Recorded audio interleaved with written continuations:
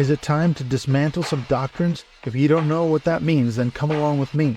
I'm Dr. Clint Haycock, a former evangelical Bible college teacher and pastor of more than 20 years. Join me as we deconstruct whatever dogmas and beliefs have held you behind, and together work to reconstruct and rebuild your authentic self.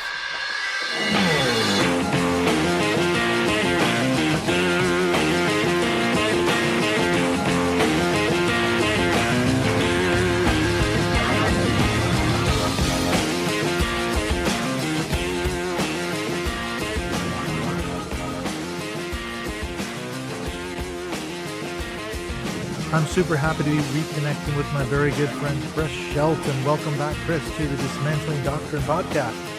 Hey, let's dismantle some doctrine. That's absolutely right. There's a lot to be dismantled here, my God. Well, we touched base just at the end of last year talking about Project 2025. I was on your show, you were on my show. We talked about Project 2025. Now, the unthinkable has happened. In one level, Trump got elected. Were you shocked when you saw the results when you got up that day? I was not shocked, but I was sad.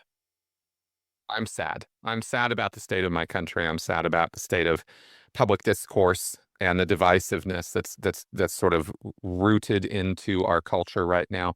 I think there's a number of reasons for that, and I don't think it's hopeless. And let me start the show saying that. Well, that's good. Start off on that note. Yeah, because I don't want this to be, at least I don't want to approach this discussion or this topic when I think about it or discuss it, it is so easy to become nihilistic, right? To get into this sort of, oh, it's all just kind of, let's give up. It's over, it's done. And it's not even remotely. So I really want to say that right from the get-go, so that I'm clear about where I'm coming from on this, that I am not trying to document the downfall of America right now. I don't think we're there yet. I think we could go there, but I think we have a chance to turn this thing around. And I think discussions like this are important to help people understand how, what we need to do. And the sad part is, I guess you could say, did anybody listen to us, Chris, last year? Not enough people, unfortunately, because we kept trying to sound the alarm in every venue. I tried everything I could do, social media, obviously podcasts, being on your show, other shows, talking about, and just one thing, Project 2025. But the thing about Project 2025 that was so scary and is so scary now that we're seeing it actually being enacted is that they had the playbook laid out right there. And I'm seeing all these mainstream media figures, they're shocked, they're outraged at what Trump is doing. And I'm like, why are you surprised? He told us exactly what he was going to do, and he's now doing it. So what did we expect? We expected nothing less from the man. And this time, it's completely different than the shambolic first presidency. It's 180 degrees different, isn't it? Well, there are differences. I think that one of the analysis points that I've been listening to from people who are way smarter than I am on this stuff, because I'm no poli-sci major and I'm not pretending to be. I'm just a guy, right? And I understand psychology and coercion and coercive control and cults. And there's an awful lot of red flags for cultic behavior amongst Trump's base. There are not all of them, but there are cultic indicators there, and we can talk about that. But if you try to talk about that right now, right, it's people's heads explode. In the same way, if you try to discuss Project 2025 or, a high concept future consequences with people, they're not there. And I think that one of the reasons why we weren't as effective maybe as we wanted to be in raising the alarms about this is because I think we may have missed in how we discuss what's real to people right now about why Trump rose to power, what the populism movement is, because it's not you could say it's all far right, but it's not all far right. And so the words get a little confusing. So just to get back to answering your specific question about the or point about the administrations, Trump is now smarter in his second term and more experienced when it comes to which elites he's going to put around him. And are these people going to be effective, or are they just going to be power mongers or power hungry people, who come in and out of his orbit because they're trying to get some slice of the pie? And as I think it's fairly predictable that as time moves forward with somebody like Trump, you will see something like that, especially in a first administration. He doesn't know what he's doing. He's never been in Washington before. He's not done that stuff. And here he is being given the White House, right, this first term. So all kinds of cast of characters roll through that revolving door of his White House. And we were treated to quite a dog and pony show. This time we have people who are a little more savvy as operators and a little bit more tuned in to how things work in Washington. And mainly what I mean by that is how you actually get things done, because there's ways to do that. And then there's ways to make it look like you're doing a lot of work when in fact you're not getting anything done. Marjorie Taylor Greene, for example, right? Or Lauren Boebert. These are people who just don't get anything done. They're just noisemakers and they're endlessly distracting. And that's interesting, but it's not really the business of government. So I think if we're going to talk about the business of government, we're going to have to look at people like Russell Vought.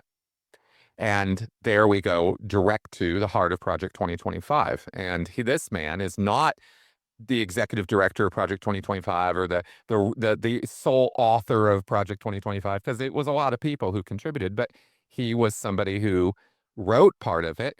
But more importantly, he was in Trump's office of budget, the management and budget office, the guys who actually control the purse strings, of where money goes. Congress allocates it or budgets it, and then executive gets to spend it. And this guy is like, yeah, I don't know that I want to spend all the money on all the things Congress says I'm supposed to spend the money on. It's like, wait a minute, what? Yeah, bipartisan dinner. Like, what are you thinking, right? And this is a fairly controversial thing all by itself. But then you get into this man's personal views, where he has stated that, Muslims should be given basically second-class citizen status, that Christians are the first and foremost, should be in the front of the line when it comes to immigration policy, for example. Who should we be letting into the country? Well, obviously Christians first. He's a self-proclaimed Christian nationalist. And he's got very fuzzy ideas about the separation of church and state. He says, yes, I stand for the separation of church and state, and yet I believe we should have a Christian acknowledgement in our policies and regulations in this country. And you kind of go, okay, what's the difference between exactly you're talking about? Because it sounds an awful lot like to me, like you want to tear down this separation of church and state. So I look at somebody like him, and here's a guy whose name is not really on everybody's lips. People don't know who this guy is. He shows up in some Reddit articles and some news articles when he's down for confirmation hearings just the other day in front of the Senate. You'll hear him bluster and straight up refuse to answer questions posed to him by the senators in his own confirmation hearing. Just straight up will not answer them. I mean, I've seen that before, but it's always a little shocking when somebody is sworn in and this is their chance to shine and show the Senate, why they should have that job. And instead they bluster and they bluff and they refuse to answer and they stonewall. And you're like, this man is clearly in a frame of mind that the job is his no matter what he says here in front of Congress and in front of the American people, because this is all televised. So Russell Vought is a very interesting character, and I think he's typical of the kind of operator we're going to see in Trump's second administration. Again, this is my lay view. Like I said, I'm not trying to be some poli-sci guy here, but this is what I see happening. And I've been paying, some attention to this for, since Trump's first administration, because of the culty aspects of what Trump gets up to. That's where I kind of get interested in him and his base and how his followers act. And some of them act an awful lot like, kind of culty extremist believers. So that's what worried me about all of this, is when I see that kind of behavior, it's smoke to me. And I go, where's the fire, right? Because there's going to be one. And sure enough, flaming red hair, there's the fire. There it is. It is amazing. Yeah, I'm looking it at really is. Yeah, I was thinking about that because I read an article, I think it was in The Atlantic the other day, and it was by a reporter. I can't remember his name, but he was on the campaign trail with Trump in 2015, 2016. Spent a lot of time with Trump as a candidate running up to his first presidency. And the amazing thing about it, he said, that struck me about Trump back then was every time someone like, Ted Cruz or Lindsey Graham or Mitch McConnell, someone would come out strongly against him and call him out for what he was. He was a liar. He was a failed businessman. He has no business being in politics, blah, blah, blah. Everything they said was true, 100% true. He said, those guys will come around and basically they will kiss my ring at some point someday. And he prides himself on basically breaking people, and you see that time and time and time again. I was watching some clips just today, these Republican senators and congressmen and women trying to defend Trump's pardoning of these January 6 insurrectionists, and they can't. It's indefensible, and yet they have to. They cannot speak out against Trump because he's the dear leader.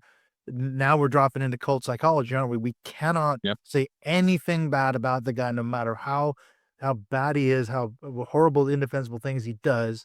We have to support him and defend him.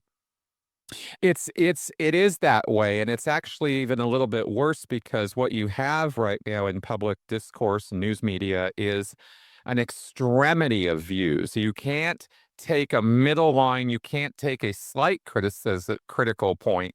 You have to either be all in or all against. AOC right now, puts up videos straight up calling Trump a rapist, which is legally correct.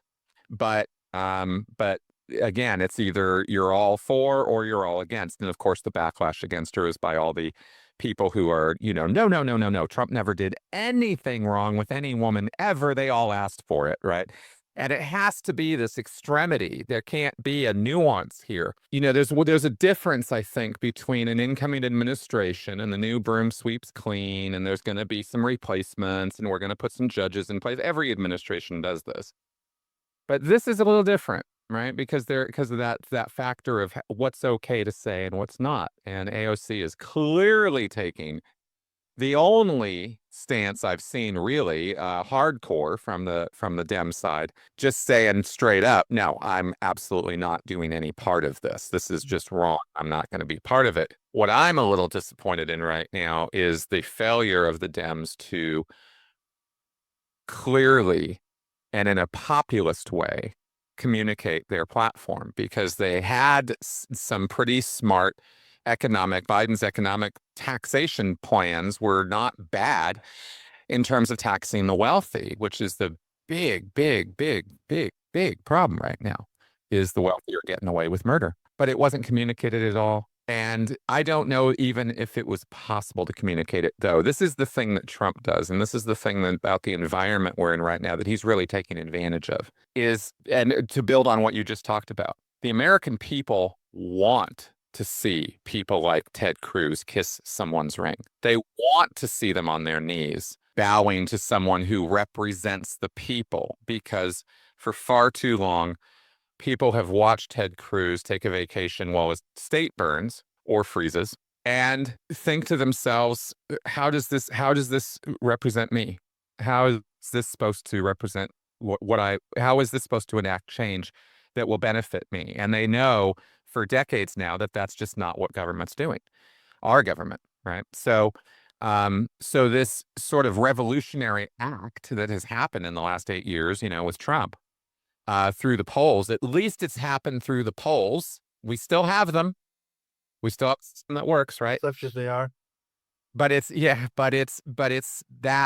that has been the will of the American people. I mean, clearly the vote, I don't doubt that Trump did win this election. I don't have questions about whether they Legitimacy of the election. just yeah, because you don't get to only say that when your guy loses, right? And if I'm gonna that Biden won and that Trump lost, before, and I looked into all of that, right? Then I have to say, okay, we have an integrated and working election process and system, and thank God we do. We just had another peaceful transfer of power, and thank God we didn't have another of those Jan 6. J6, yeah. Yeah, right. So I say all that because I want to point out that the mechanisms and one person called them the rituals of democracy are still sort of operating, and as long as that's the case, we still have hope. So I wanted to kind of put that out there, but we're gonna see this challenged more and more and more. as we roll forward. All these executive orders. Did you check these things out? Yes, I've been looking at them today. Did you see the Unbelievable some of typos? them. The what? Did you see the typos? No, they were that rushed, there's typos? Apparently some of these were so rushed and chat GPT'd that they actually even have typos in them still. I mean, this was not a, the Sound thing. amazed me at how badly they do this. And that's something, if you want something else to look for as terms of hope right now, it's something to remember from the first term of Trump as well, is when you bring the amateur hour people on board, you get amateur hour results. And we're all afraid of some tightly knit conspiracy of ultra efficient, uber rich billionaires and savvy political operators and lobbyists. And the good news is the real world doesn't work like that. So I think that's something that we have going for us in terms of these people who are trying to implement Project 2025 is they can't get broad public support for a lot of what they want, even amongst the regular centrist conservatives, you could say, right? Not the hardcore far right Christian nationalists, but amongst the more numerous regular conservatives. They don't understand 2025. They don't know what it's all about, and they don't agree with it, and they don't want it, and they're not afraid of it. In fact, they kind of don't even see the problem with it, really, because they don't think half of it's going to get implemented. Like even they don't think half of it's going to get implemented. So I only bring that up as like, it's not like there's a whole unified body of people on the right marching in lockstep to put all of this into place. It's a lot more chaotic of a view than that. That was a really rambling. I went way off, babe. So feel free to rein me back in. I'm just going on at a mad rate here. Well, maybe that's what we should do. We should go back and say, okay, what actually is Project 2025? I know we've talked about it before. What is it? What was it? When did you first start getting onto it? Because I started getting onto it when the story kind of broke around about July or August of 2024, when it became clear that something was going on. This was some sort of policy agenda that Trump apparently had signed on to. Then he started distancing himself from it. Then I started researching it. I think I touched base with you. We did a couple shows about it. What do you know about Project 2025? Just sort of lay it out for someone who's never heard of it and says, Chris, I don't even know what the hell Project 2025 is. Why should I be concerned? Yeah. Absolutely great. Yeah, let's do it.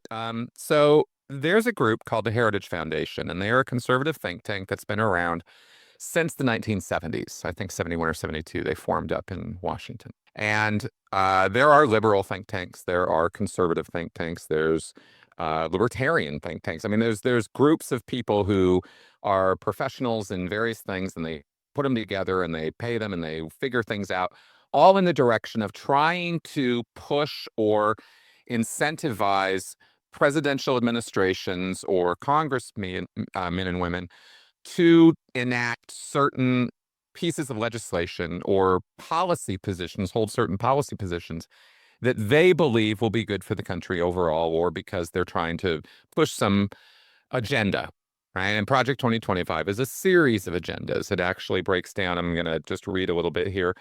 It's got four main aims. It's called a mandate for leadership. And this is just the latest in their policy proposals and position papers that they have on what the president should do and to lead the country. And this is all from a very right-wing, very, very Christian-centric, even Christian nationalist perspective. So there's a lot of people involved in this. Not everybody, but there's a lot of people in this who have very, very strong personal views about the role of religion in our national and public life. And they want a lot more Jesus in our public life. They want Bibles in schools. They want the Ten Commandments up on the walls in schools. They want they want to remove anything that smacks of left-wing progressive values or, anti-racist stuff. No, I can't have any of that because America. Any woke, quote unquote, woke liberal agenda. Drag queen story hour. We can't have that, Chris. You on it, right? Can't have any of that weird stuff, right? Back to the Christian 1950s Leave It to Beaver kind of attitudes about gender and sex and gender roles. And the world has kind of moved on from those things in many ways. They want to roll that back. And while and it's just not really how society works. And so they're fighting an uphill battle with that. But that's one part of the policy proposals is stuff having to do with racism, DEI, sexism. And now you can see that reflected in Trump's administration and positions right now already. It's all gone. It's all out of here. All of you people doing anything with any of that. Yeah, you just don't let the door hit you on the way out. And there are pros and cons to all of these things, by the way. Okay, none of this stuff is absolute evil or absolute good. Let's not think about it that way because we do ourselves a disfavor when we do that, a disservice, right? That's too binary, isn't it? It is. We shouldn't let ourselves fall into the trap of all good, all bad with any of this stuff. It's just not reflective of how the world works. But so anyway, getting back to 2025. So restoring the family is the centerpiece of American life. That is a key, one of the four key pillars of Project 2025 is American family at the center. What do you mean by family? What do they mean? Well, man, yeah. Not a same-sex couple? Oh, that's not included. It has to be a man or woman. There's two genders. That's what Trump just said the other day, wasn't it? We're going to recognize two genders assigned at birth, male and female, period. Okay? That's what we're going to do. That's right. And it's not going to work because okay. I mean, you can force some of this stuff for short periods of time, right? But the advance of knowledge and truth in our world is what it is. We understand things now, and we can't go back to not understanding them. Understanding that there are more than two genders, and that biologically, the cells and all the stuff produce interesting results sometimes, is a truth that we have to live with now, right? Because we know that now about biology and our own how this works. So so you can't roll that back and pretend, okay, well, all those discoveries didn't happen. I mean, you can try, but it never works. It never works. So we'll fight the fight here, against the pushback on this. That will continue happening. But know that just because Trump puts out a piece of paper that says there's only two sexes doesn't mean that the world is suddenly going to conform to that, or that science is going to suddenly forget all the things that science knows, right? It doesn't. That's not going to happen. And as a point of public policy, it's not going to happen because we have 50 states to enact laws in. The federal government doesn't get to do as much as the federal government pretends it gets to do. But this is the policy position of Project 2025. Make no mistake. These are people who are dead set on destroying LGBT rights and recognition. That's a certainty. Dismantling the administrative state. Very, very few words for an awful lot of work. Yet it's interesting, isn't it? Because again, this is where nuance enters in. There are government agencies that are not really very efficient or productive. Like, shocked. Like the DMV? Come on, Chris. That's one of the most efficient organizations I've ever been a part of.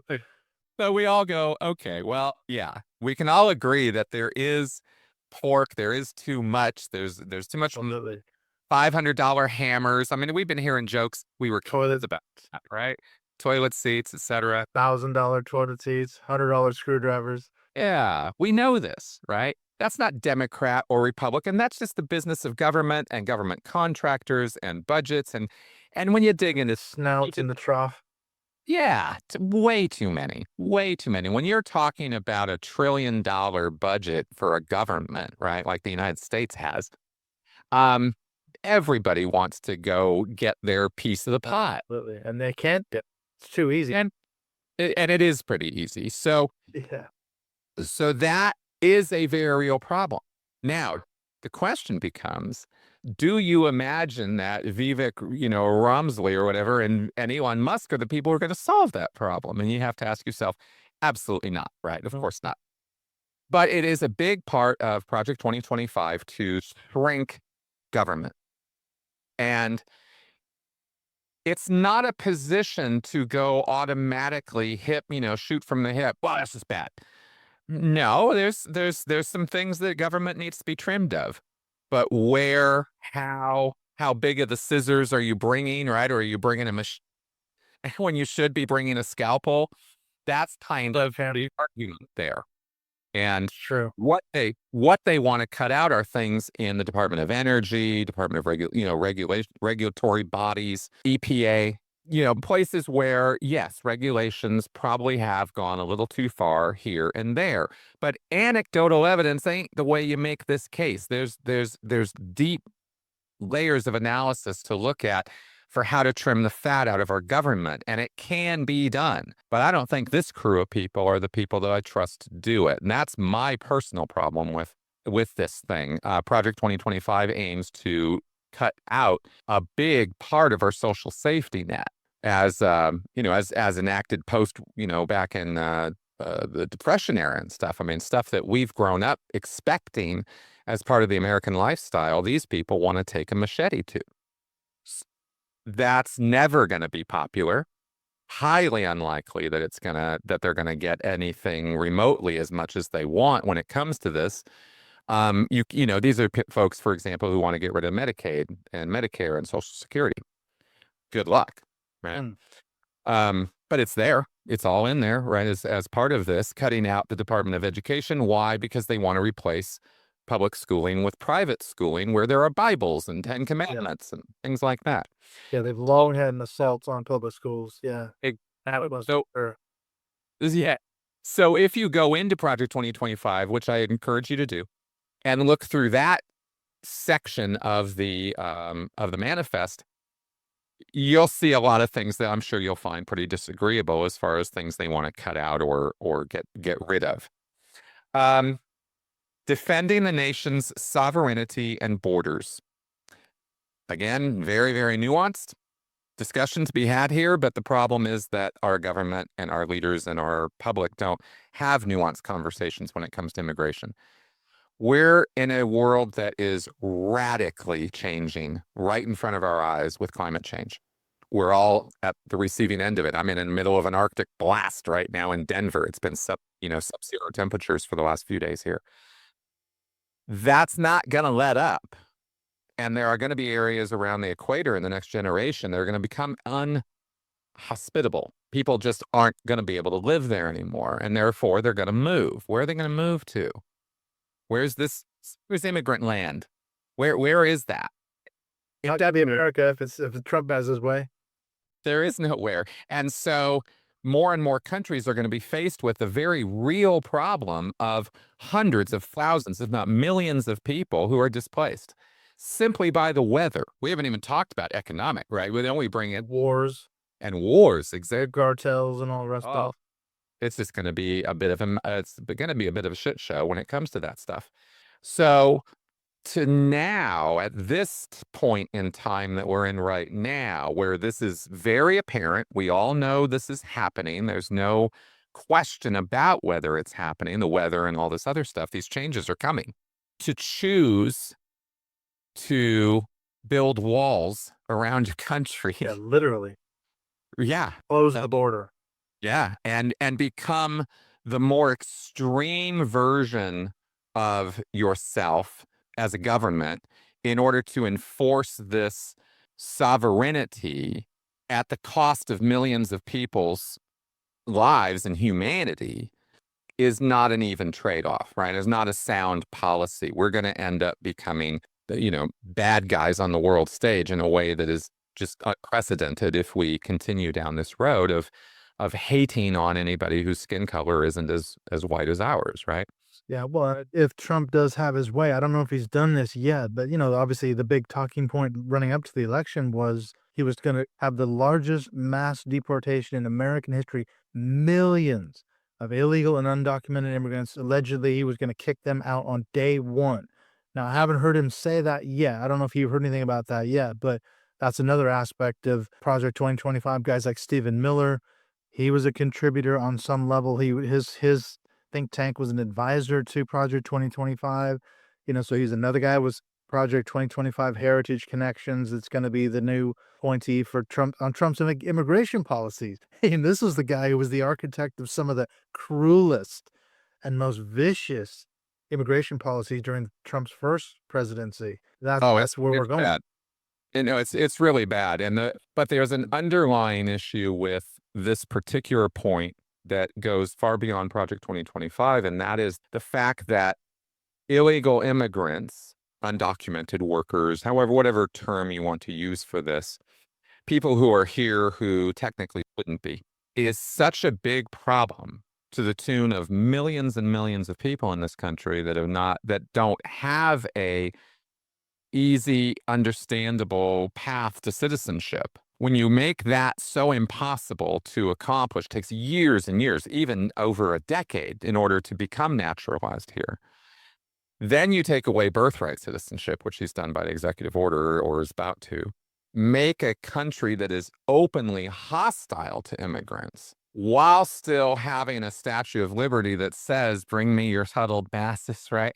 Like, like somebody's not getting the point. And I have to say that this is not just a Trump phenomenon, of course. This is a mass hysteria point in the United States. It's been riled up to that point where you can't really have nuanced conversations about citizenship or naturalization with people.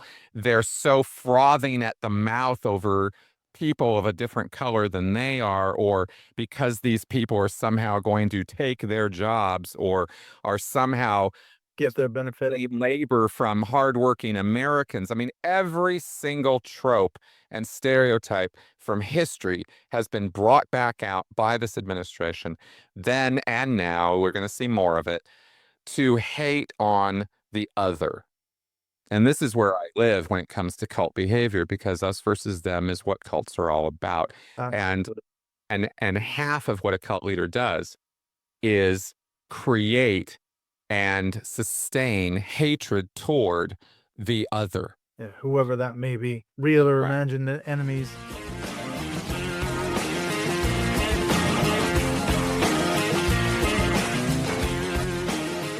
We'll be right back in just a few minutes in the second half of this chat with Chris Shelton. And I've said this many times before, but going back years ago when I first met Chris, of course, he's an ex-Scientologist and I'm an ex-evangelical. It's amazing.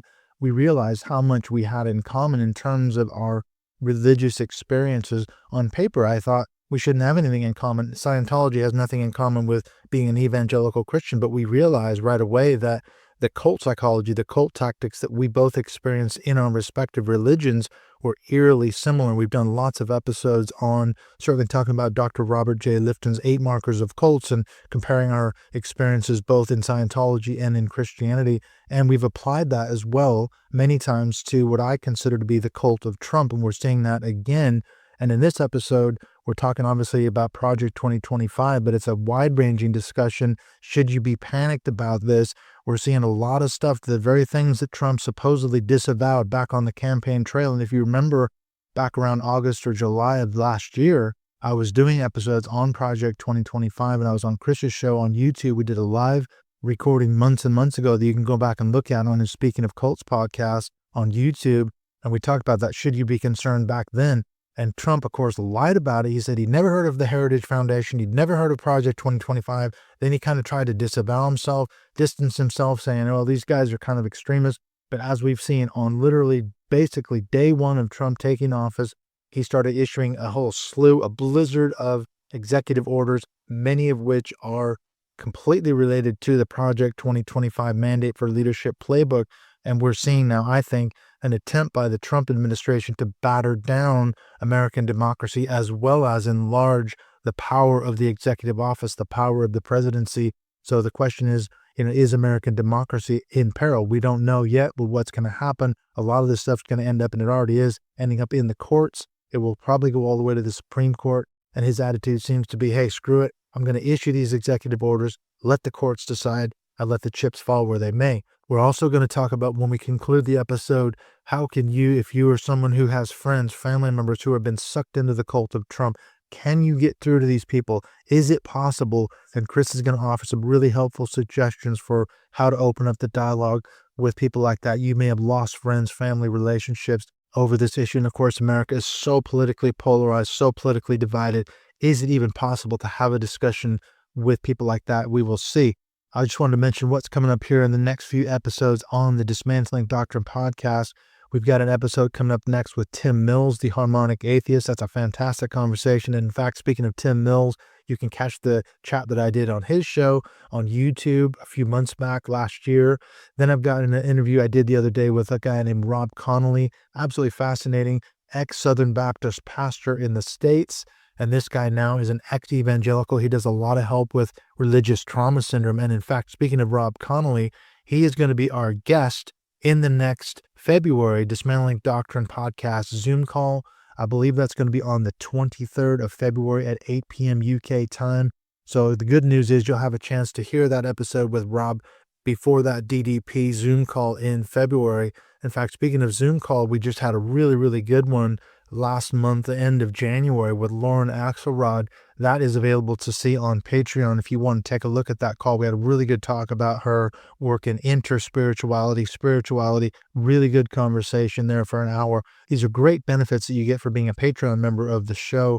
You get to have access to these calls every month that we do with returning guests. It's a great way to meet these people, spend an hour with them once a month and get to know them a little bit, ask them questions and find out about their work. So if you want to find out more about what it means to be a Patreon supporter of the show, the links to that, as always, are in the show notes. I just wanted to mention too, I'm hopefully doing a recording sometime, maybe February or March, another chapter from my book, Not So Shiny, Not So Happy People, How Bill Gothard Church and Family Taught Me Christianity Doesn't Work.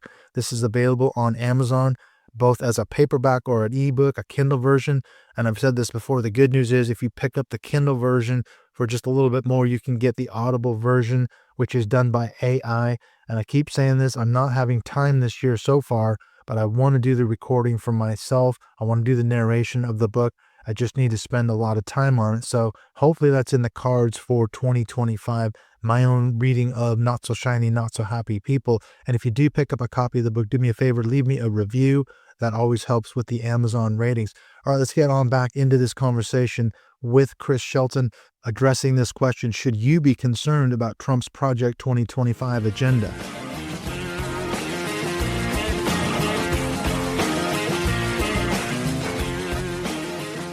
Well, to me, the big thing, zooming out of this, I've been reading Catherine Stewart's new book. It's coming out soon. It's called Money, Lies, and God. And it's a fascinating read because it picks up a lot of her work where she left off with the Good News Club and the Power Worshippers. I mean, Catherine's an expert on tracking these far-right groups and the dark money and all the stuff that goes into fueling all this.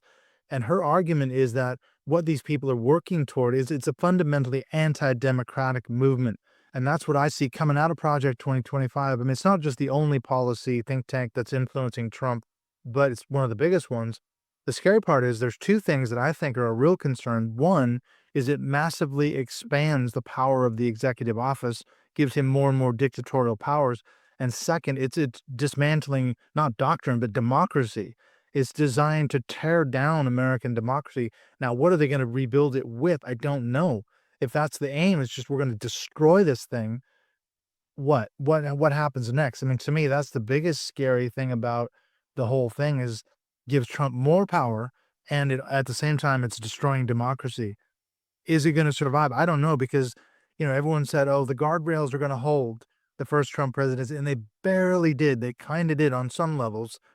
But this time, are there any guardrails left? I don't know. Yeah, I will say that there are, but I definitely hear what you're saying. I definitely do. A lot of people are saying this, and there are lots of reasons to be concerned. Like I said, right now we have smoke, and yes, there's a fire, and the fire is there, but it's not out of control. We're not in California wildfire stage yet. That wind is blowing. Wind is blowing. It is. Sure, the Anna is coming in. That's right. And here's where I believe the true threat to our democracy or our way of life, government structure, integrity, this is where it lies, right? And it's not in what Trump as a person does or his administration does so much as the effect that it has on the thinking of your quote unquote average American. voter or participant, right? Citizen. Because we're in what has been described accurately as a post-truth populist movement. And the post-truth part is probably the most important part of that. This was Oxford's word of the year, I think, a couple of years ago, right? Post-truth politics. And this is something to look into because it's something we're falling prey to. We're suffering as a result of this invisible thing that is out there that affects us and the way we think about things and the way we see the world, but it's an invisible enemy. It's not, there's no person or thing that you can point to and go, post-truth. It's a cultural thing that has been happening to us for years. Like a worldview shift. Yeah, things just change. It's hard to point out where exactly it originated or where it's going, but it is happening regardless. That's right. And by post-truth, we mean, and post-truth politics or post-factual politics. I mean, it's gotten to the point now where there are Wikipedia pages on this and stuff. And I refer to this because anybody can refer to it. That's why I go to it rather than pull up papers and stuff, right? Post-truth politics, right, is a recent historical period where political culture is marked by public anxiety about what claims can be publicly accepted facts. The distinction between truth and falsity and honesty and lying has become a focal concern of public life. People are confused. Hmm. They don't know what to believe. Yeah, a lot And of misinformation, disinformation, conspiracy theory. You could look on YouTube and see thousands of videos on every conceivable subject from 1,000 points of view, from the that's right. wildly radical conservative to the liberal to the conspiracy theorist to the guy with the tinfoil hat. I mean, Right. everybody's on that.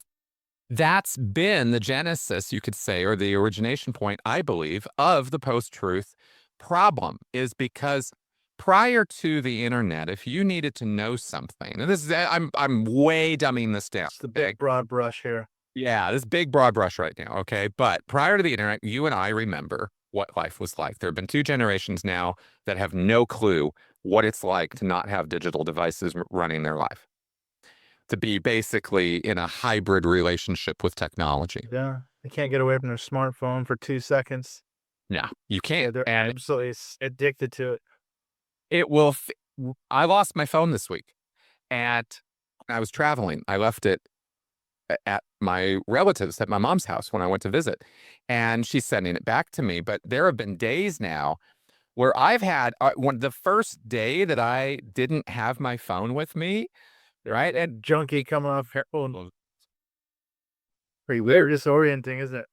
very weird. I know. You're gonna reach it where Here's the problem with these devices. In addition to the addiction factor and the sort of false sense of security and connectedness that it gives us, um, it's created a thing where prior to the internet, if you needed to know something, you had to go find somebody who knew about it already. You went and looked for an expert. You looked for an authority. You looked for somebody who, library. Yeah, you read a book, you read an article, a scholarly article that was peer research, peer review, blah, blah, blah. That's how I did my research. I did my degree, and it had to be extensively footnoted, documented, and all the rest of it, you know? you got it. That's right. We all had to do that, right? With using the little Dewey Decimal System in to look up So little by numbers. And the point is that when you bring that up to scale, when you have millions and millions and millions of people who morph their sources of information from authority figures and factual information to, well, anybody who's got something to say about this is a valid point of view. Well, Joe Rogan said, since when does Joe Rogan know anything about anything outside the of world's biggest podcast. right? Or, I mean, outside of those two things, he doesn't know anything about anything, right? Why are we But relying on this guy for anything other than pure entertainment? exactly. Is that what happened is the rise of the entertainer as influencer, whereas prior to the internet, um, and social media, entertainers were entertainers. You didn't look to them very often Sometimes they'd rise up to politics and stuff. You had John Wayne get into politics. You had Ronald Reagan get into politics, but it was the exception more so than the rule. Now, anybody's opinion is as valid as anybody else's, and I'll take my truth from wherever I choose to take my truth. And truth is a choice. And this is what I mean by a post-truth environment. When you're in a situation like that, there's nothing stable to hold on to when it comes to facts or what you're grounded on. Used to be facts. You could always rely on facts. Now facts are kind of irrelevant. And that's what it is to be in a post-truth environment when facts become irrelevant to your Alternative argument. facts, as they say. Well, look at, like you said, there was no point in fact checking Trump during his first presidency. I mean, remember Daniel Dale from CNN? He was the king of Trump fact checking. Every time there was something, every press conference, every statement that Trump made publicly, hey, Daniel Dale, is it true what he said? And 99 times out of 100, he was flat out lying. And it was proven to be lies. Didn't That's right. affect him one bit. There's no point in fact checking Trump or any other politician because, as you say, we're in a post-truth context. Well, it takes me back to, after the election, I was wondering how in the hell did Trump actually win? I mean, some of the blame can be directed at perhaps Joe Biden. He shouldn't have run. He should have stepped down sooner. It didn't give enough time for Kamala Harris to really establish herself and, get a strong message out there. Some of that, maybe there's racism, maybe there's sexism as well. We don't know. But on the Trump voting side, here's a guy that's, they bought all of this stuff about the every trial that he was going through. It's all politically motivated. It's all a witch hunt. I didn't do any of it. I'm innocent. Some of them must have gone to the polls and said, yeah, he's a convicted rapist and a con man and a convict. I don't care. But a lot of them just said, it's not true. It's not true. It's not true. He's innocent. And they just tried to frame him. I'm voting for him anyway. In fact, I'm voting for him because he's being persecuted, actually. And so the So that, complete 180 from the rational person, quote unquote, who looks at that and says, I would never vote for a convicted, criminal ever. yeah. And yet There, millions did. well, there was a massive failure on the part of Trump's opponents to correctly estimate how much his base identifies with him. Yeah, exactly. And believe that he represents them in a way that no professional politician can. Yeah, he's fighting Where for them. He's saying Trump, the things out loud that they wish they could say. And, when he got shot at, that picture of him raising his fist defiantly with the blood streaming, that picture was worth so much to his campaign. His polls shot up after that. You of know, course I did. he's a tough fighter. He's fighting for us. He took a bullet for us. In fact, God protected him, Chris. Don't you know if the Lord had, because Franklin Graham said that, didn't he? God turned Trump's head a half a second before that bullet went. He'd have been dead, but he's clearly favored by God, so the Christian nationalists even spun that too. Of course they did. Of course they Why did. wouldn't you? Well, you see a lot of, again, we could say the very partisan, or dare we use that word, culty behavior here. Trump has the representative branding. He's the everyman to these folks. They've made him that. They have to see him as that. It's not a matter of whether he is that or not. And the fact that he isn't that is so obvious to some people on our side of this who aren't under his spell. And we go, how come you can't see? It's like telling Scientologists that L. Ron Hubbard is an Smith is a charlatan, or that they're just not interested in hearing it. The other part of this is that the other side of the coin is he also gives them a target to direct their anger to, right? We're directing our anger at him and at his ilk, right? The billionaire class and the 1%, and these people who are sort of, raiding the cookie jar of our economy for decades now and are driving, this income disparity and wage inequality. This is the issue of our times that is driving everything. But they are doing everything they can to not talk about that by directing everybody's attention to bread and circuses or immigration, right?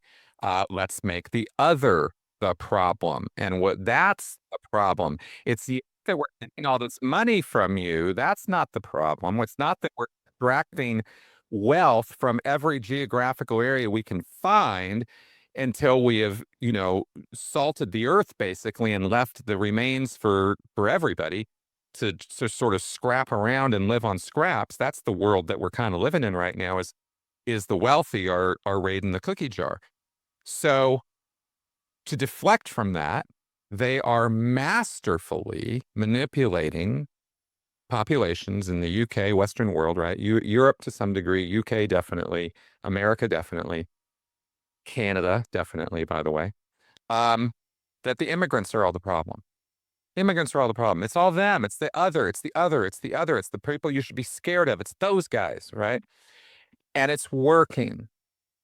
And that's where I'm pointing the finger at us and going, we need to stop letting this work, right? We need to not be this divided thing. The more divided we are, here's the awful truth at the bottom of this, as far as I'm concerned, is the more mad we on the left get at the people on the right who espouse these views or support, the better we are working for the billionaires to further divide us. We divide ourselves. We're the ones doing it. And that's a hard pill to swallow because I am full of righteous anger. I am full of righteous indignation. I am pissed and I am sad at the same time about all these things that are happening and by the choices that my fellow Americans are making. But getting pissed at them is just feeding into the strategy that has produced this, which is literally one of the oldest strategies in the world. Divide and conquer. Divide and conquer. Worked for Caesar, worked for Hannibal, everybody else. Yeah. Great General Napoleon. Yeah. That's right. It's a proven construct. It works. Oh, absolutely works 100% of the time. So, and as long as as long as people don't know they're being played, they'll go along with it. Nobody wants to be lied to. That's definitely a lesson you get out of the cult world, right? Nobody wants to be lied to, but they can convince themselves that your not so great lies are brilliant truths if they have emotional needs to believe what you're saying. If I'm compelled by my emotional needs to believe you, I'll make it work and I'll believe you. Yeah, quells Right? cognitive dissonance. Ever. Yep. People do almost literally anything, including kill themselves or other people in the name of following this leader. That's right. And that's kind of the situation we're in right now. And so you can see there's a lot of layers, right? Because we have, we have a populist movement. It's not really Democratic. It's not really Republican. It's kind of its own thing that's kind of taken over the whole thing. We don't have a strong Republican Party anymore.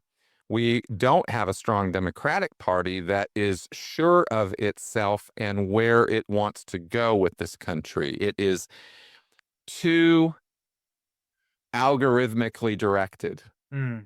It keeps trying to tell people what they want to hear instead of putting a path forward and providing leadership. Yeah.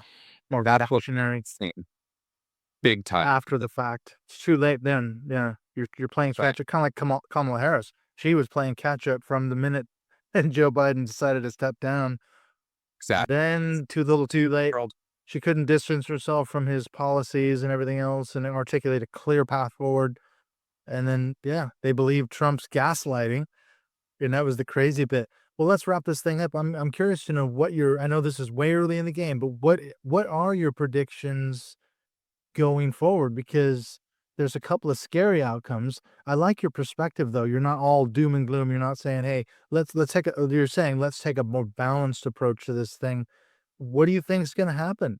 Is Trump going to stay in office forever? He said he was only going to be a dictator on day one. Well, day one came and went.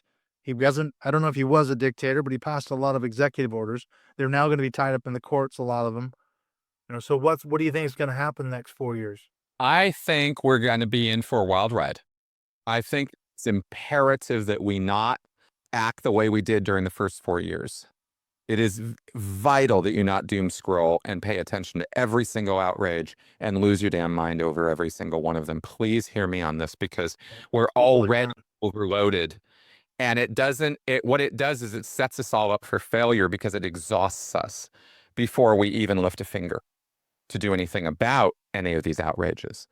Other than commenting on social media about it, and that's useless. Please don't think that you're doing anything by doing that. We need organization and leadership. But where I think we're going is, I think that this is not the time for us to let our heads explode. It's not the time to believe that democracy is dead. It's not. We have strong institutions in the United States with hundreds of years of tradition behind them. We have that. Most countries in this world are much older than the United States, but if you look, you'll find that their governments aren't. Mhm. Yeah, you're modern Government countries. systems, Yeah, it's true. yeah, the government systems in places like Spain, France, even UK are not actually that old, and most of them don't predate America. We have the strength to us, and we can survive this, but we're not going to survive it unscathed, and we're not going to survive it, unhurt. We are being hurt. This is hurting what you would think of as, democracy. It is an assault. It really is on a lot of levels, isn't it? Really, really is. Deny that. No. I think, yes, you don't wanna stick your head in the sand. That's the other possibility, isn't it? You don't wanna doom scroll, because I spent almost every day of Trump's first presidency, I would wake up in the morning, open up my iPad, and type in "Trump lies" on on the search engine, and it would just come up with another article about, "What did he say yesterday? What did he do now?" Yeah. And it's just on my now ex, but my wife at the time, she would say, "Why do you do that to yourself? Why wind yourself up every morning? You're pissed off when you walk out the door, you're outraged, you're upset, and you can't do a damn thing about it except just get more and more upset and angry and rant on Facebook and Twitter at the time, and didn't change anything, except it made me more upset and angry. But on the other hand, you can't ignore it all, because some people say, "You know what? I'm just not gonna watch the news. I'm not gonna listen. I'm just gonna tune it all out for the next 4 years." Well, that surely isn't a good option either. Not at all. No, please don't tune it out. The point is to be selective in what it is you're paying attention to. Pay attention to the important things, not the outrage of the moment. Donald Trump produces outrage on a daily, hourly basis. That's kind of his thing. Grievance politics. Very much so. And he is aggrieved at every slight, and therefore the people who identify with him then are aggrieved at every slight. And round the robin goes, right? So let's not do that. Let's break that cycle of what we know didn't work, right? If insanity is doing the same thing over and over again and expecting, a different result, right? Let's not be crazy anymore. Let's stop driving ourselves there. We do have choices. The important things to pay attention to, if you really want to be adversarial or take a page from how we got here, look to how did the populist movement happen? Locally is how it happened, because that's where all the action is. Your neighborhood, your city council, your school boards, your local elected officials are far more important to your day-to-day existence than what's going on in DC. Far more. Please hear me on this. So get involved locally. You don't have to travel to DC or go talk to your US senators. Talk to your state representatives. Find out what's going on there. Lots, I'm telling you. There's a lot. And what happens locally is where the action is, and that's what actually leads to federal national change. You cannot, unless you are some amazing rich person you're not going to just step into this arena and with your posts on Facebook alter DC policy, right? So, but you could theoretically use social media locally to enact massive amounts of change in your neighborhood or in your community, right? That's how it's done. So these tools are there to use or misuse and think you're doing something effective. So, I think this is something everybody kind of personally needs to reflect on as to what it was you've been doing for the last 8 years, right? And maybe give yourself an invitation to change. You go, okay, well, that wasn't working. So what do I need to do different? Meet. Here's another one that I'll throw out there. And this seems to be controversial advice these days. Go meet your neighbors. Go talk to people around you.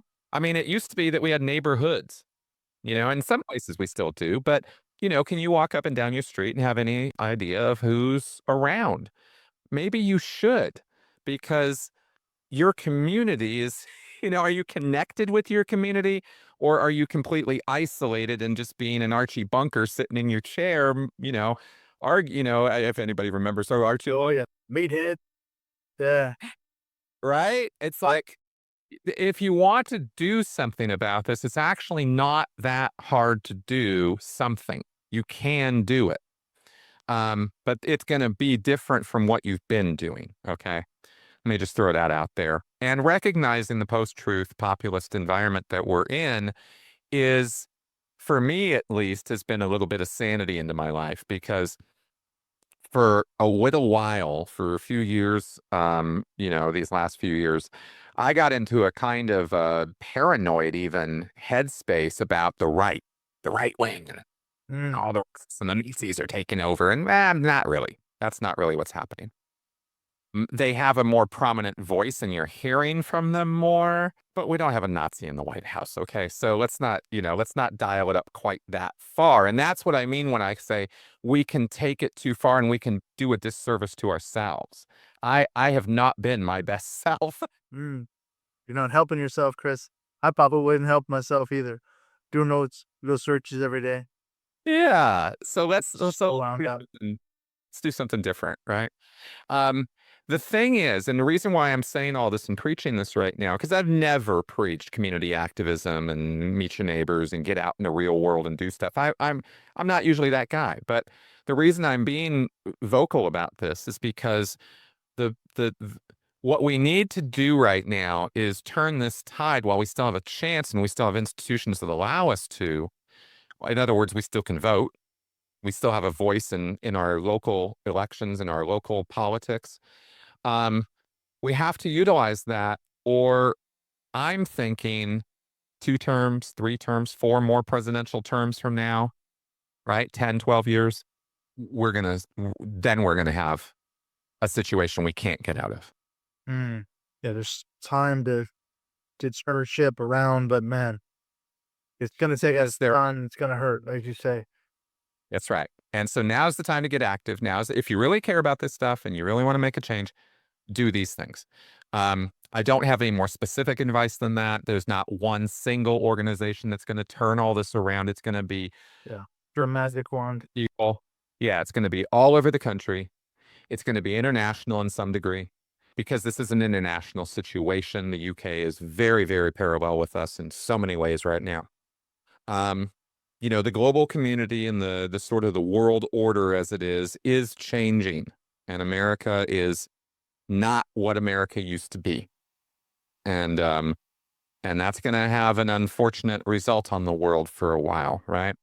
And that has echoed out to other places. And Musk running around getting involved in everybody's politics right now is another nightmare, disaster scenario kind of situation. Hopefully somebody's going to rein that guy in, or he'll implode some fashion before too long, because he's just nothing but trouble up one side and down the other. In a similar way to if David Miscavige was running around getting involved in German politics and UK politics, like what would like, how is that appropriate? Need to. Right? It's Just crazy because it shows you the power of social media, the power that a guy like Elon Musk has. Because a few weeks ago, like you said, as we're doing this recording now, he posted something on X about how the British government was failing to find these sex trafficking gangs and these Pakistani men that were trafficking young girls and women. That exploded in our country. The prime minister, everybody on down, it was all over the radio. It was all they could talk about. We are doing enough. But Musk just sent out a post on X, and it exploded in this country, and the government was all over the news. You think, wow, just one post on X, and then yeah, he endorsed some far right candidate in Germany, and that was all over the news. He bought his way onto the Trump ticket. I mean, that's right. richest man in the world. This is what he's apparently doing with his money, seeing how much he can stir the pot in not just America, but yeah, Germany, UK. It's the power of social media now. That's right. If you gave me $1 billion, 5 minutes, if you gave it to me right now, if you gave me $1 billion right now, 5 minutes from now, I'm no better at German politics than I am right now. Right. And that's Elon. Money doesn't make you an expert. No, it does not. I'm sure, And Chris, that you could hire someone who could be an expert on, who could inform. I want to hear about the history of Kaiser Wilhelm and Hitler and everybody else. I mean, Elon couldn't give you that, and he doesn't. He's a child in this environment. He's a man child, unfortunately, but he's playing in a playground he does not understand. So, like, truly doesn't understand. What he does understand is that when he tweets things or says things of a controversial nature, a lot of people respond and heads explode. And Elon's the kind of guy who likes to create those effects on people. We could get into the psychology of Elon, but we don't have to do that today. Elon's a complicated guy, but at the end of the day, he's a man child involved in things that he are far, far, far above his ability to understand. And um and he appeals to people who also do not really grasp what it is they're talking about or thinking about when you talk about, the big picture stuff of immigration, economics, politics, global stage, this kind of thing. It's not like it's hard to learn about this stuff, but it does take an investment of time and energy and thinking. And that's not what these guys are about. They're about riling us up against each other so they can continue to raid the cookie jar. I don't mean to make it all just money motivation. There's more going on, but if you want a simple explanation of what's going on, that's kind of it. At the end of the day, all the fancy words and policy positions and papers and legislation and everything really sum up to these are guys who are raiding the cookie jar. And they want Getting away with that from you as long as they can. And they're using populism and post-truth logic to obscure what they're doing and offer up false targets and false hope to people, which are eventually going to be revealed for what they are. But by the time people realize that, it could be so problematic, so much of a problem that we can't dig ourselves out of it. yeah, And that's the concern. I think that's what some of us are a little afraid of, right? So the best thing we can be doing, you, me, and thee, is non-divisively trying our best to try to reach across the aisle and reach across and talk to our fellow countrymen who may not totally agree with us. That doesn't mean you have to be Daryl Davis, and you don't have to go decloak KKK members or do an intervention on a Trumpster. I just mean be a little bit more friendly and let's kind of hype the things we have in common rather than all the things we don't have in common. And maybe that might all by itself have a positive effect. There we go. Yeah, I was going to say one more thing too, and that is talking to Conway and Siegelman recently. They're the authors of Holy Terror and Snapping, experts on cult psychology and all that.